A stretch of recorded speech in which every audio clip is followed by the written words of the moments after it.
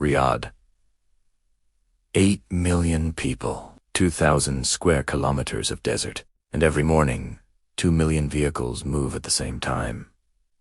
The capital of Saudi Arabia, the largest city on the Arabian Peninsula, King Fahd Road was designed to handle 80,000 vehicles per day. Now it operates at 300% capacity. 16 million trips are made every day. The average Riyadh resident loses 87 hours per year stuck in traffic, the worst figure in the Middle East and North Africa. But those numbers are starting to change. December 1st, 2024.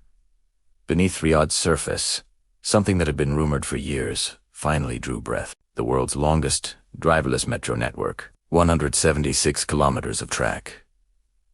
6 lines, 85 stations, a $22.5 billion investment. In less than 9 months, it carried 100 million passengers. This is not just a transportation project. This is the identity transformation of a city that has been dependent on cars for over 50 years. Riyadh was a car civilization built in the middle of the desert.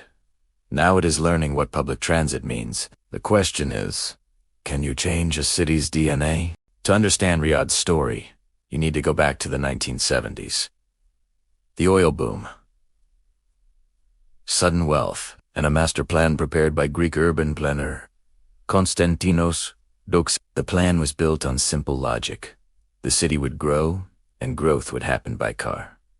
Wide boulevards, multi-lane highways, horizontal sprawl, no provision for public transit, no concept of walking distance. In the mid-1970s, Riyadh's population was under 1 million.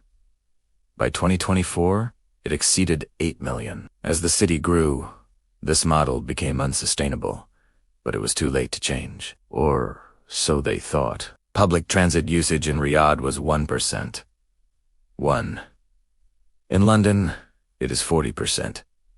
In Tokyo, 60%. In Riyadh, 1%. When the ban on women driving was lifted in 2018, approximately 33% more vehicles were added to traffic. The tourism boom, entertainment events, economic revival, all meant more cars, more traffic, more carbon. The city could not breathe. And then, in 2013, a decision was made. The largest single-phase metro project in infrastructure history. Build 6 lines simultaneously. Completed within 10 years. The world did not believe it. There is a world beneath Riyadh. 160-million-year-old limestone, underground water systems, and voids that no one had fully mapped. 3 international consortia were assigned to the project. BACS, led by Bechtel, would build the blue and red lines. FAST, led by FCC, would take on the yellow, green, and purple lines. A&M, led by Webuild, was responsible for the orange line. 19 companies from 13 countries, 176 kilometers of track, 85 stations, and building them all simultaneously. Brendan Bittel, CEO of Bechtel, described the project this way: the largest metro project in the world to be built in a single phase, and the first to conceive, design, and construct 6 fully integrated lines simultaneously. The engineering challenges were on a massive scale. Riyadh's geological structure consists mostly of limestone. Within this limestone are extensive underground water systems and cavities. Tunnel boring machines sometimes encountered unexpected voids. Sometimes water flooded in. Every column, every foundation required detailed ground surveys beforehand. According to a Bechtel spokesperson, the biggest challenge was managing groundwater and the support of excavation to enable excavation of deep underground station boxers in the heart of the city, with minimal disruption to traffic and surrounding buildings. The numbers are staggering. Enough earthworks to build the Great Pyramid of Giza, more than 7 times over. Steel reinforcements weighing as much as 40 Eiffel Towers. Over 98,000 design drawings. More than 10,000 unique door designs. And all of this happened in the heart of a city where 8 million people live, and traffic never stops. The original plan was to open in 2018. It did not happen. 2019 passed. 2020, 2021, 2022. The metro still had not opened. Official explanations were vague. Geological challenges, pandemic disruptions. supply chain issues, but the real question was not being asked. Would this project actually be completed? Skeptics pointed to the Line project. NEOM's 170-kilometer mirror city had been scaled back by 98%. Saudi Arabia's track record on completing mega projects was being questioned. But the metro was different. The Line was a vision project. From scratch, in the desert, where no one lived. The metro was a daily necessity. The solution to traffic that 8 million people experienced every day. And on November 27, 2024, King Salman bin Abdulaziz officially inaugurated the metro. 4 days later, on December 1st, the first 3 lines opened to the public.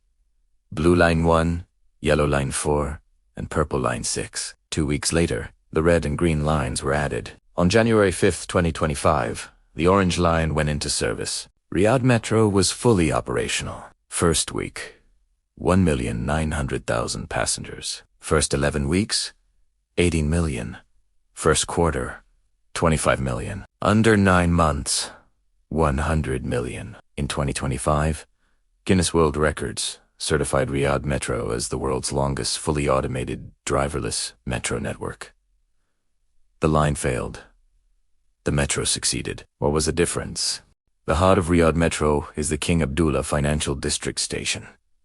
Designer, Zaha Hadid Architects. The station is the network's most critical junction, the intersection of the blue, yellow, and purple lines. Airport connection. Integration with the local monorail. 6 platforms across 4 levels. Over 20,000 square meters of space. Zaha Hadid's signature is felt everywhere. The exterior is clad in ultra-high-performance concrete panels. Geometric perforations reduce solar gain, a contemporary interpretation of the traditional Arab mashrabiyah. The undulating lattice structure reflects the patterns created by wind and desert sand. But aesthetics are only surface. The real innovation is in function. The station's design was shaped by modeling expected passenger traffic. A 3-dimensional lattice, composed of opposing sine waves, generated from the repetition and frequency variation of daily traffic flows. These waves form the building's circulation spine. In terms of energy efficiency, the station achieved LEED Gold certification. Passive cooling strategies, high efficiency, climate control, powered by renewable energy. Sliding doors on platforms retain cool air inside. The system automatically adjusts based on passenger density. Since its opening, over 3 million passengers have passed through this station. Amid Riyadh's traffic chaos, this station stands like an oasis. Not just transportation, but public space. Not just function, but identity. What can a metro station say about a city's future? August 26, 2025, Riyadh Metro welcomed its 100 millionth passenger. His name, Masad Al-Obaid. It was supposed to be a routine trip. He was surprised when staff stopped him and delivered the news. He received a free travel card as a reward. Al-Obaid said, "It made my life so much easier. It saves time, no stress, no traffic problem. Such a huge time saver." The numbers are impressive. Punctuality rate, 99.78%. BCS line.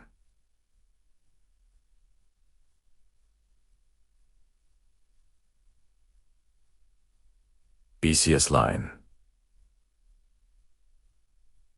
Blue line along the Alaya axis, 46.5 million passengers. Second, red line, along King Abdullah Road, 17 million. Third, orange line, along the Medina Road axis, 12 million. UCS stations, Khazar, Al-Hokim, KFD, STC, and National Museum, handling 29% of total passengers. Integration is also critical. Over 840 buses across 80 routes connect to the metro network at 2,900 stops. Park-and-ride facilities, single-platform ticketing, live tracking, and payment through the DARB app. Maximum capacity, 3,600,000 passengers per day. Target, reduce daily car trips by 250,000. Save 400,000 liters of fuel per day. Lower carbon emissions. London Underground, 400 kilometers, 272 stations, 5 million passengers per day, serving a city of 9 million. Riyadh Metro, 176 kilometers, 85 stations, 100 million passengers in 9 months, serving a city of 8 million. Riyadh's people are getting used to the metro. The question is, can they change their habits completely? Saptco CEO Khalid Hogail said in an interview, 5 years ago, public transport was seen as something only low-income people would use. Not today. This is a revolutionary statement for Riyadh. For 50 years in this city, owning a car meant status. It meant freedom. It meant identity. Public transit, a necessity for poor workers, migrants, those who could not afford a vehicle. The metro is trying to change that. Stations were designed to world-class standards. Iconic structures like the Zaha Hadid-designed, KAFD. Stations with air conditioning, Wi-Fi, clean restrooms, 5-star hotel comfort. The goal is to attract business people who will park their luxury cars and ride the metro. According to Hogail, they will be attracted to leave their luxury cars to enjoy public transport because it is world-class standard, high quality, and saves time.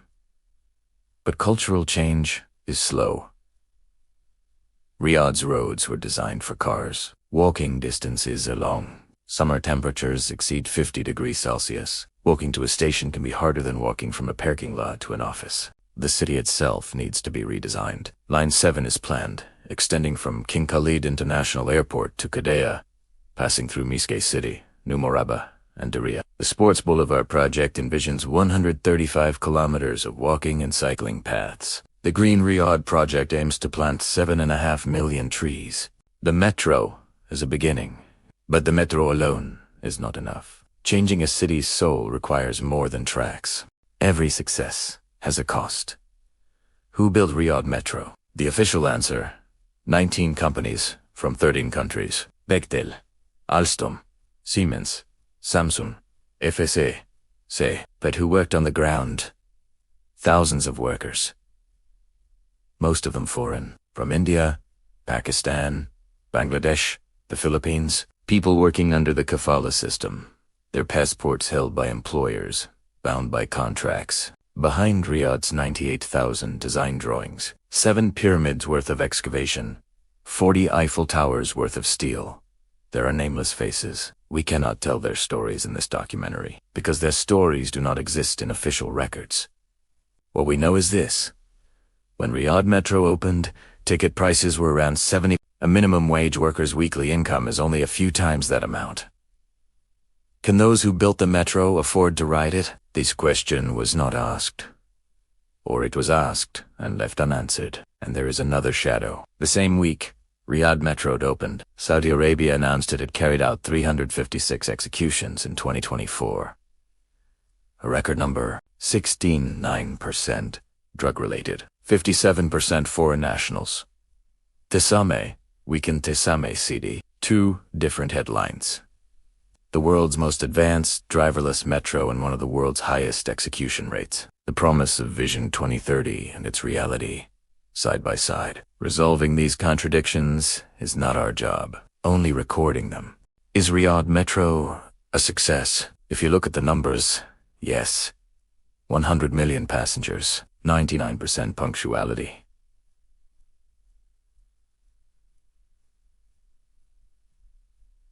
A Guinness record, world-class stations. Unlike the line, a project that was actually completed. But what does success mean? Changing a city's DNA does not take 10 years, maybe 30 years, maybe 50. Riyadh is still a car city. The vast majority of 16 million daily trips are still made in private vehicles. The metro is using only a fraction of its capacity. Infrastructure is still designed for cars, but something has changed. Now there is an alternative. Now, a Riyadh resident can travel from Alaya to KAFD at 8 in the morning in 20 minutes in an air-conditioned carriage without being stuck in traffic. This was not possible before. And this is not just about transportation. Metro stations are creating new public spaces. People are meeting, waiting, walking. Walking in Riyadh had been a forgotten activity for a long time. Now it is being relearned. The Saptco CEO said, Educated Saudis who know London and Paris will lead the shift. Perhaps this is a generational matter. Today's youth will not inherit their father's attachment to cars. Or they will. Cultural change is not guaranteed. One thing is certain. Riyadh is now a different city. There are 176 kilometers of track underground, capacity to carry 3.5 million people per day, and that capacity will grow. Line 7 is coming. More stations, more integration. The line was selling a dream. The metro offers a solution.